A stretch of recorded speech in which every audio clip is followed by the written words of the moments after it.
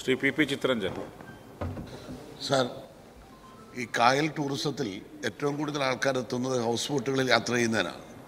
രാവിലെ 10 മണിക്ക് എത്തിയാൽ വൈകുന്നേരം 5 മണിക്ക് അവർ ബോട്ടിൽ നിന്നും കരക്കെത്തേണ്ട ഒരവസ്ഥയാണുള്ളത്.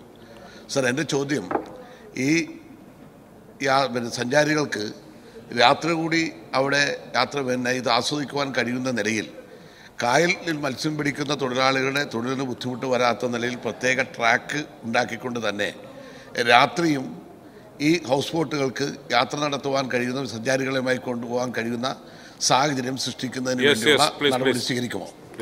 സാർ, ഇത് മാരിടൈം ബോർഡും തുറമുഖ വകുപ്പുമായി കൂടി ചർച്ച ചെയ്യേണ്ട വിഷയമാണ്. നേരത്തെ ഞങ്ങളൊരു മീറ്റിങ്ങിൽ ഇക്കാര്യം ചർച്ച ചെയ്തിരുന്നു. ഞാൻ നേരത്തെ അത് ചൂണ്ടിക്കാട്ടിയിരുന്നു. ഇത്തരം കാര്യങ്ങൾ ബഹുമാനപ്പെട്ട തുറമുഖ വകുപ്പ് മന്ത്രിയുമായി ചേർന്നുകൊണ്ട് എങ്ങനെ പോസിറ്റീവായി ചെയ്യാനാകും അത് ആലോചിച്ച് നിലപാട് സ്വീകരിക്കുക.